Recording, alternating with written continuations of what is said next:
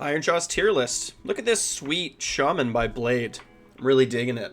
I'm also using AI to remove backgrounds. I was always bugging people that I need neutral backgrounds in their picks, and I guess I don't anymore. One pick a day. Cool. Thanks to all the patrons. Really appreciate the support. Wybarian, Baron of Dice. Wow. Okay.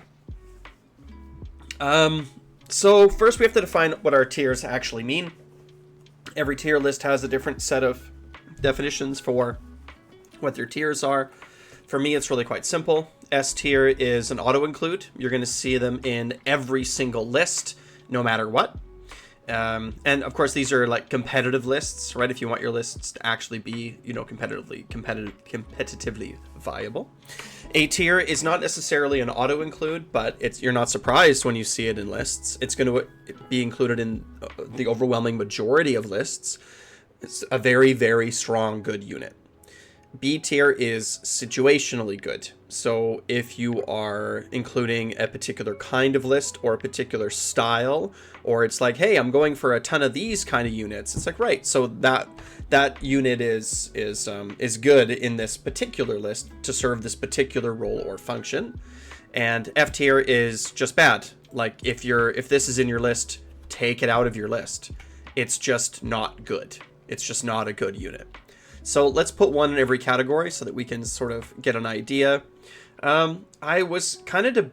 The thing with Ironjawz right now is that we have two very good infantry units. So I don't really know how I feel about Brutes and Ardboys being in S tier. Because I kind of feel like they are S tier, both of them. But they're sort of there together as a pair. So some lists are going to play a lot of Brutes, and some lists are going to play a lot of Ardboys. You can play a list with no Brutes and only Ardboys and vice versa, but you're going to see one or the other for sure. There's no, yeah.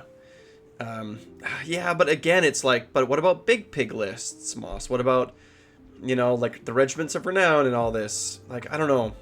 I'm not sure if I want to put them S tier or A tier. They are very, very, very good. So maybe we'll stick them in A tier for that reason. You can play big pig lists. I don't know if you can play big pig lists this season. This is a seasonal tier list. You know what? We're going to just go with our first thought and put them in S tier. You're going to see these pigs, you're going to see Ardboys and Brutes in every single competitive Ironjawz list, I think for sure. A tier, really, really good units that, again, we're not surprised to see. So Kragnos. If we see a list with a Kragnos in it in Ironjawz, we say, okay, that makes sense to me. We're a slow army, right? Our infantry move really slowly. If we have a 3d6 charge, it's going to add a lot of value to us. We also have Soggy Pigs, which can fly over infantry, so getting that extra movement on the charge is pretty cool. I like it. B tier, situationally good. So Ardboy Boss. I think Ardboy Boss is a good B tier unit. He's really, really good if you're playing a ton of Ardboys. If you're playing like 2 reinforced units of Ardboys, he's very, very strong. If you're not playing that, then I don't think you bring him. Like I don't think you bring him if you're playing just like 1 reinforced unit of Ardboys, or if you're doing 2 smaller units of Ardboys. I don't think that you're bringing him. And F tier is unplayable. I'm gonna put the Mega Boss on Maw-grunta. I think the Maw-grunta is just don't bring him. Just don't bring him. I don't know if his points can even get low enough. He's so clunky. Yeah, even with Fasten. Like, I've seen people talk about Fasten, and I just don't think it's gonna do it. A better example, I think Goredrak's probably worse, because at least the problem with the Maw-gruntas is how slow they are. But the thing is that at least the Maw-grunta, the Mega Boss of Maw-grunta can have Fasten. At least he has some mobility options that he can use. But Goredrak, who can't take any enhancements, is just stuck, right? He can't really go anywhere or really do anything.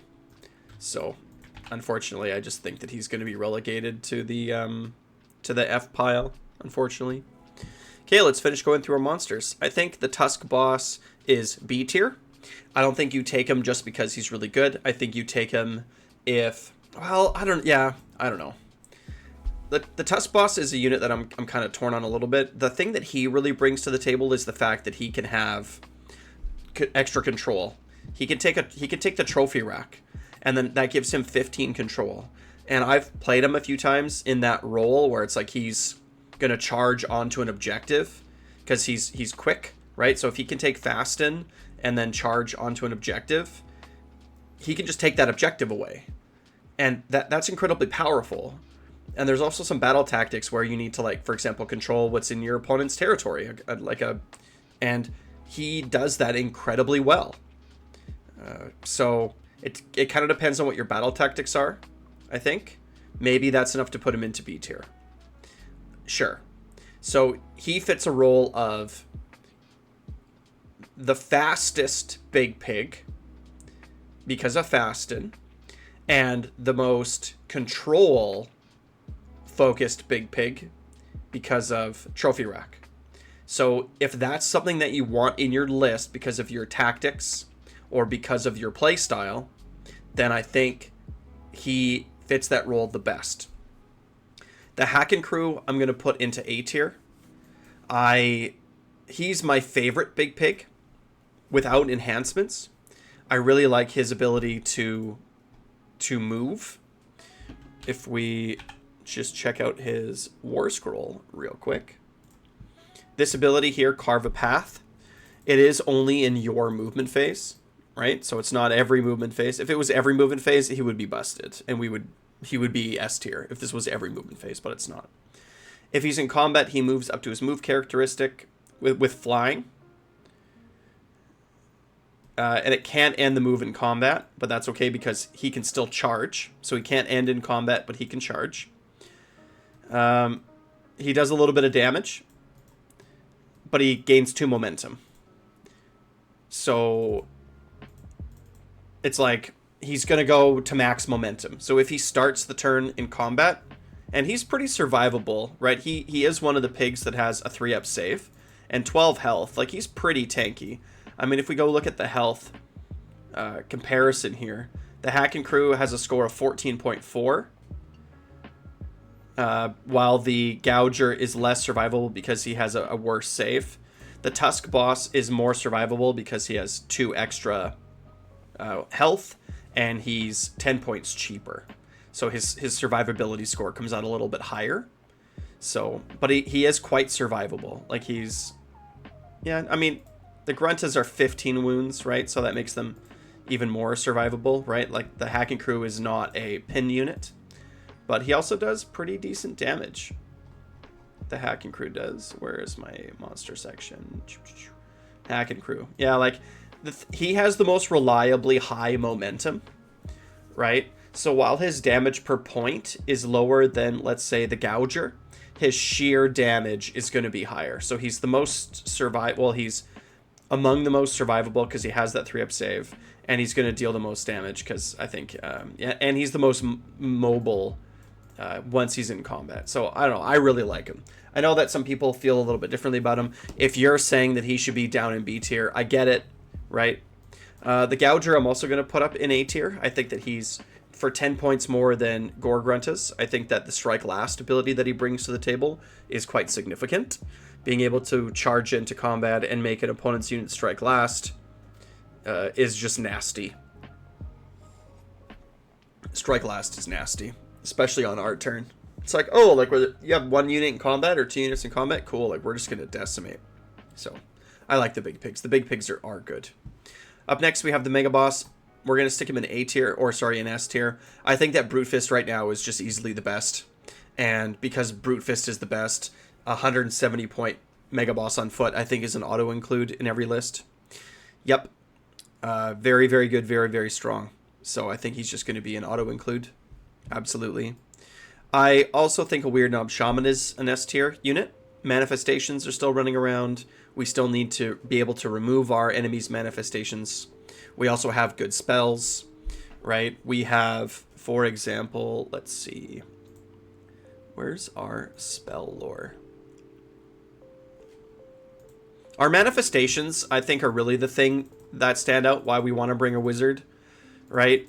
The Foot of Gork is very good at controlling space. It's like we get to dictate some of how the fight's going to play out. Don't forget, if we take away a charge die from our opponent, they fail a 3-inch charge 33% of the time.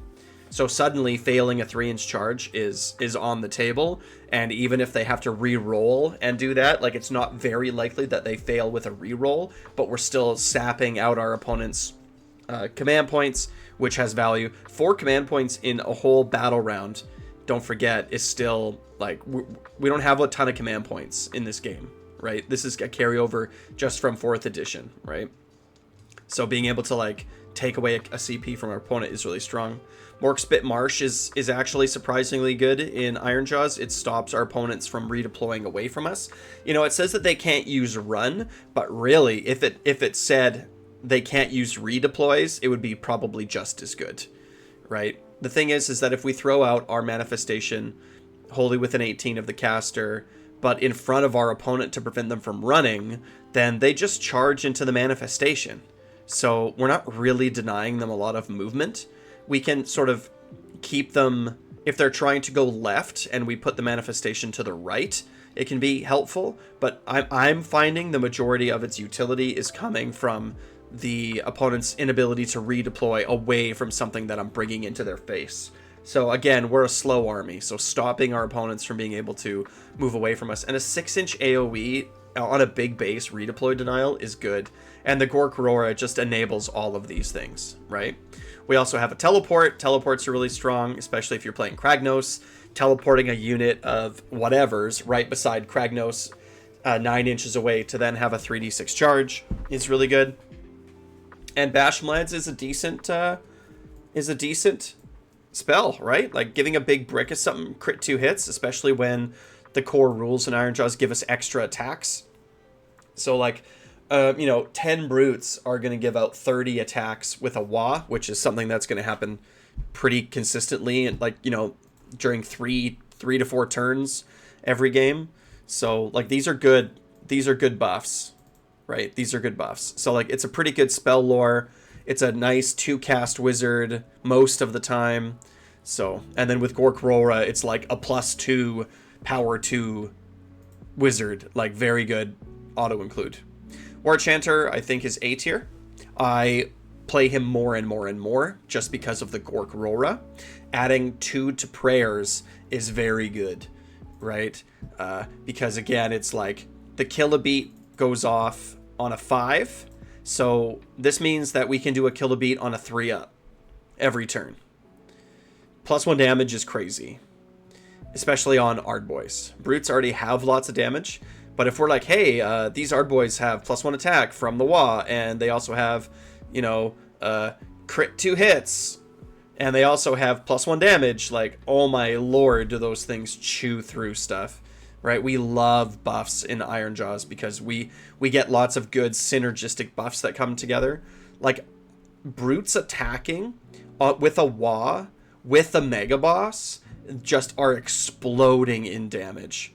So very, very, very strong. I like our prayer lores. And even get 'em beat, right? Like on a 4, it's a 4 to cast, which means it's a 2-up to get, what does it give again? I don't use this one very often. Add 1 to charge rolls, but with an 8+, which means it's a 6, right? We need a 6, but really we can just do this over 2 turns. Getting a 3d6 charge is sweet. So, like, these are all good. Like, these are good prayers. So with the change of Sacred Ritual, I think it's called Sacred Ritual, right? Praying off turn doesn't give minus a D3 anymore. It just gives a -1. But don't forget too that our Gore-gruntas lasts until the beginning of the next turn. So if you use this spell, right? Pick either 1 or 2 to add to casting or chanting rolls until the start of your next turn. So activating this means that we get to use it in our turn and in our opponent's turn. So we can generate a ton of ritual points here, and we can just throw damage. It's crazy. So I really like Gore-gruntas on this thing. It's like, let's get it out with the shaman, and then let's have it follow the Warchanter. That's going to follow the unit into combat, and then, the shaman can sit in the tower if it wants to, and it can bring out more manifestations onto the battlefield as you see fit, right? Very good unit. I don't know about Zogrok. I kind of want to put him in A tier, but I don't know. He's kind of expensive. Like, being 50 more points than the other foot heroes is a bit of a detriment. Being like adding crit mortals is really useful. So it's like, is he B tier if you're going into heavy armor? Like, because he's situationally good, but I mean, you don't really get to choose that. I don't know. I think he's really good. Adding extra attacks in Ironjawz is something that we do really easily with our Wa and with the Mega Boss and stuff, right? So I'm going to stick him in A tier. I think he's pretty good. I think he's pretty good. I don't see a reason why he would be B tier. If he's going into like a heavy armor meta, you know, but again, it's just lots of buffs. Like lots of really good buffs. Crit 2 hits, +1 damage, crit mortals. It's very, very good. Yeah, I'll leave him in A tier. Gore-gruntas, I think that, I don't know how I feel about them right now. Like, they're good, but they fit a very particular role, right? They're like an alpha pin unit. They're 15 wounds on a 3-up save. Like, they're hard to shift off of stuff once they sort of get on there. They're good to tie things up on the flanks. They're a fast scout, although I don't think that you're using them for scouting force. I don't think Ironjawz want to take scouting force right now. They're too expensive. I think scouting force is best if you run lots of cheap infantry or cheap cavalry.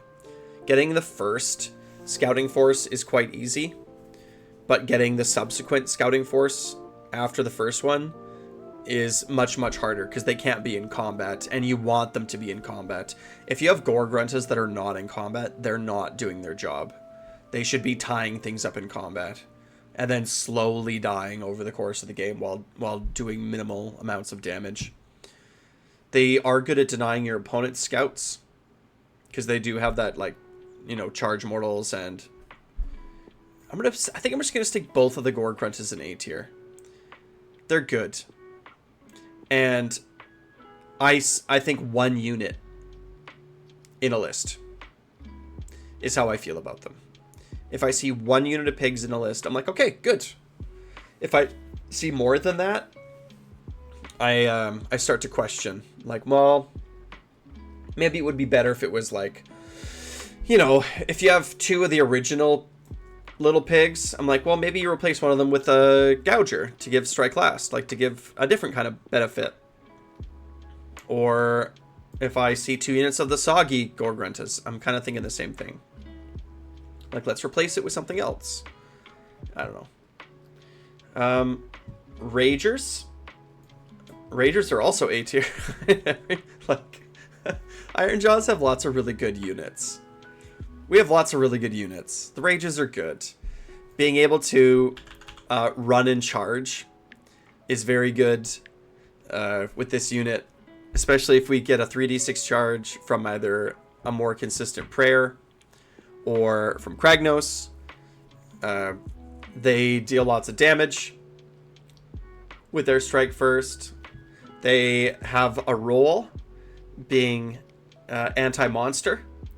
But, like, this is a reinforced unit, but they deal 10 damage on they deal lots of damage. And really, it's the strike first thing that is very good about them. And the run and charge thing is also very good. Like, being able to, with a command point, move 10 inches and then charge. And if you have Kragnos with a 3d6, like, that's a 20-inch threat range. So, I mean, that's a lot of threat range for a strike first unit.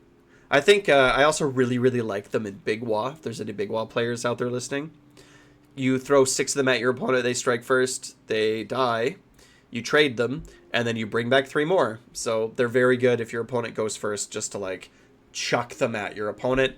Gore-gruntas are in a similar position, but the thing with the Gore-gruntas is that they don't die. So you kind of want them to die. Like, if I see 2 reinforced units of Ragers in a Big Wa list, I think that's really good. I think you're leaning into the recursion aspect, which I think you have to do, right? Kragnos, Ragers, you bring back the Ragers around Kragnos, they 3d6 charge again, right? They sort of hang out around Kragnos and do their thing, right? I think it's pretty good.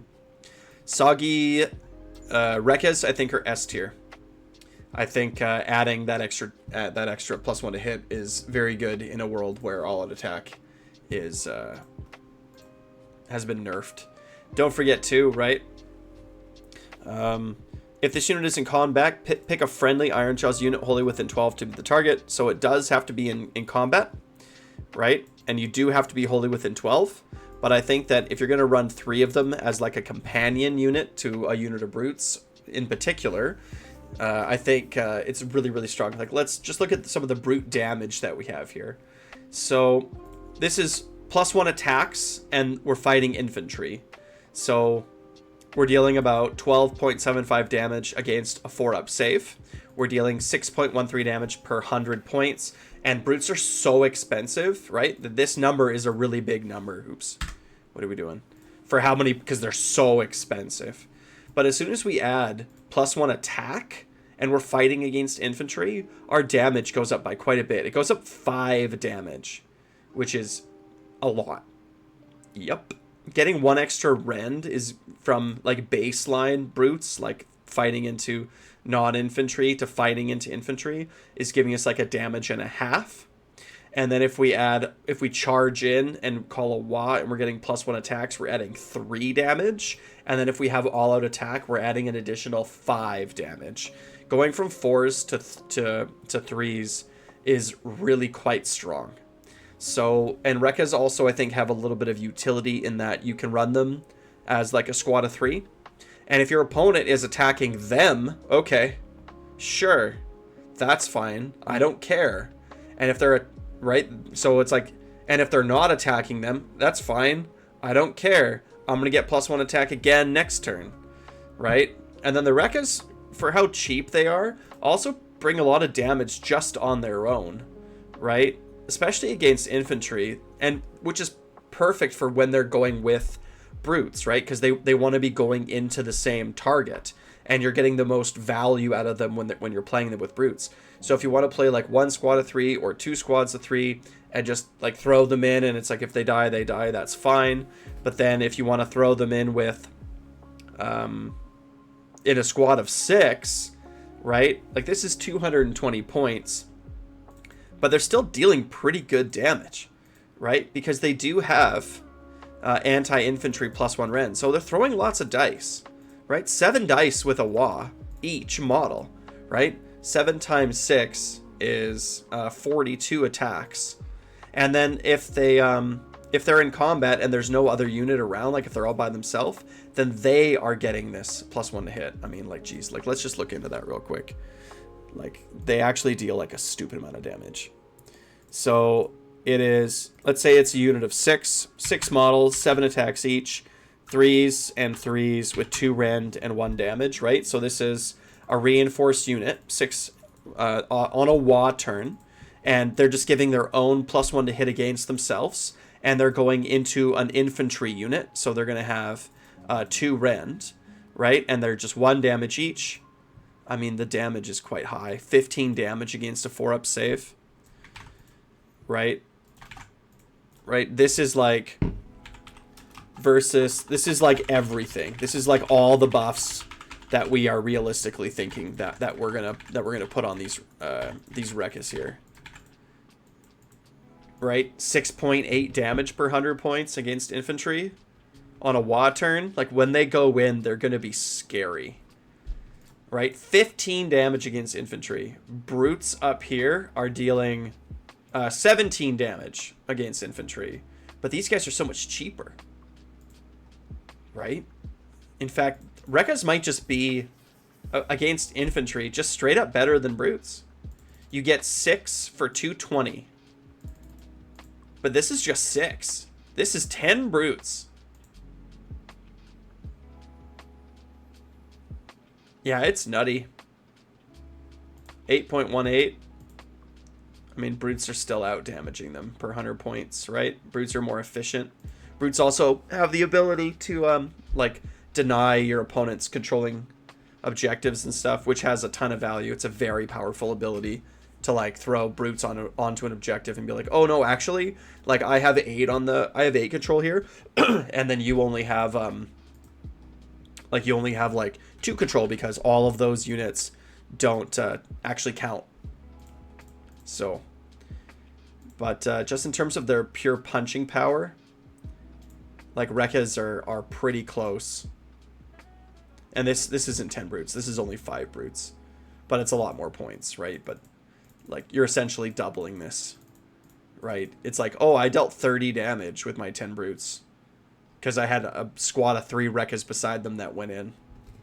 And the Wrekkas also have a 5-up ward, so, and if they die, it's like, okay, you didn't fight brutes if they were going in side by side. So, really quite strong. And then, of course, we have the old school weird brute Wrekkas, which have the same benefit of having anti-infantry. Like, they have the same attack profile, but they can't just give themselves +1 to hit, but they do get to run in charge. But I just don't think, I kind of just think that they're F tier, if I'm being honest with you. I think that if you have exactly 100 points, then change your list. That's kind of how I think right now. If you have exactly 100 points, find 10 more points to make the Wrekkas the soggy Wrekkas. The soggy Wrekkas are so much better than the original Wrekkas, and you don't want them to be running and charging, right? Like I said, they tend to be a companion piece. So it makes no sense that they run in charge when the brutes are slow going up the board, especially if you have 2 times Mighty Destroyers, so you can move these units in tandem with each other. They also act as a little bit of a screen, right? For brutes, you only need one of them to survive to give their buff. So if they're just cozied up on one of the brutes' flanks, and then they get charged into, it's like, okay, hopefully one lives, and then in the following turn, it's like, cool, the brutes are really going to make your life miserable here. Right? We're going to double Mighty Destroyers the brutes into that unit and move the Wrekka out of the way, and then we're going to pile in like it's going to be nasty. The brutes are going to really come in and make your day very difficult. So I think if you have, 100 points left, I think you still don't play Wrekkas. I don't think there's a situation where you want to play them. Right? They're just not very good. So, yeah, I mean, overall, like, lots of good options. Lots of S tier and A tier units.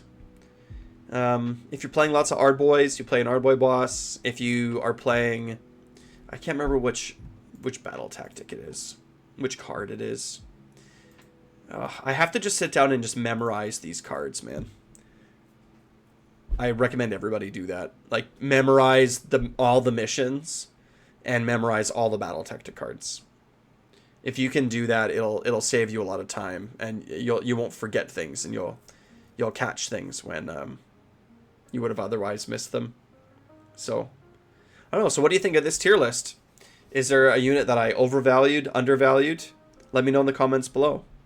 Join the Discord. It's just hopping all the time. Like, subscribe. Wow.